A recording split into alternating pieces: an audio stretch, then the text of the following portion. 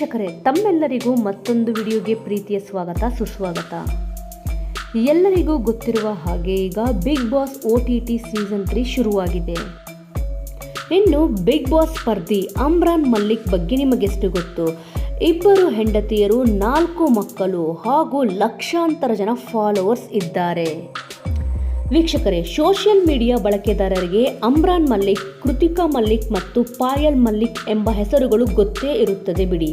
ಬೇಡ ಅಂದರೂ ಇವರು ಒಂದಲ್ಲ ಒಂದು ಕಡೆ ಕಾಣಿಸಿಕೊಳ್ಳುತ್ತಾರೆ.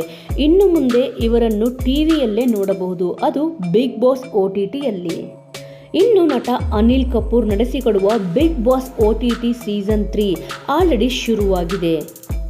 ಅದರಲ್ಲೂ ಈ ಬಾರಿ ಸ್ಪರ್ಧಿಗಳಲ್ಲಿ ಒಬ್ಬರಾಗಿರುವುದು ಯೂಟ್ಯೂಬರ್ ಅಮ್ರಾನ್ ಮಲ್ಲಿಕ್ ಮತ್ತು ಅವರ ಇಬ್ಬರು ಪತ್ನಿಯರಾದ ಕೃತಿಕಾ ಮಲ್ಲಿಕ್ ಮತ್ತು ಪಾಯಲ್ ಮಲ್ಲಿಕ್. ಇದು ಜನರಲ್ಲಿ ಮತ್ತಷ್ಟು ಕುತೂಹಲ ಹುಟ್ಟಿಸಿದೆ. ಯೂಟ್ಯೂಬರ್ ಅಮ್ರಾನ್ ಮಲ್ಲಿಕ್ ಅವರ ನಿಜವಾದ ಹೆಸರು ಸಂದೀಪ್ ಸಿಂಗ್. ಅವರ channel Mallik vlogs. Amran Mallik YouTuber ಆಗಿ ಒಳ್ಳೆ ಹೆಸರು ಮತ್ತು ಹಣ ಗಳಿಸಿದ್ದಾರೆ. ಅಮ್ರಾನ್ ಮಲ್ಲಿಕ್ ಯೂಟ್ಯೂಬ್ನಲ್ಲಿ 7.67 ಮಿಲಿಯನ್ಸ್ ಚಂದಾದಾರರನ್ನು ಹೊಂದಿದ್ದಾರೆ. ಇನ್ನು ಅವರು ಕೇವಲ 2.5 ವರ್ಷಗಳಲ್ಲಿ ಭಾರತದ ಅತ್ಯಂತ ಶ್ರೀಮಂತ ಯೂಟ್ಯೂಬರ್ಗಳಲ್ಲಿ ಒಬ್ಬರಾಗಿದ್ದಾರೆ. ಅಮ್ರಾನ್ ಮಲ್ಲಿಕ್ ಅವರ ವಿಭಿನ್ನ ಕೌಟುಂಬಿಕ ಜೀವನವು ಅವರನ್ನು ಬಿಗ್ ಬಾಸ್ OTT 3 ವರೆಗೆ ಕರೆತಂದಿದೆ. ಇದರಲ್ಲಿ ಎರಡು ಮಾತಿಲ್ಲ. ಹೌದು, ಪ್ರೀತಿಸಿ ಮದುವೆಯಾದ ಹೆಂಡತಿ, ಮಗು ಇದ್ದರೂ ಕೂಡ ಪತ್ನಿಯ ಸ್ನೇಹಿತೆಯನ್ನು ಮದುವೆಯಾಗಿ ಸುದ್ದಿಯಾದವರು ಅಮ್ರಾನ್ ಮಲ್ಲಿಕ್.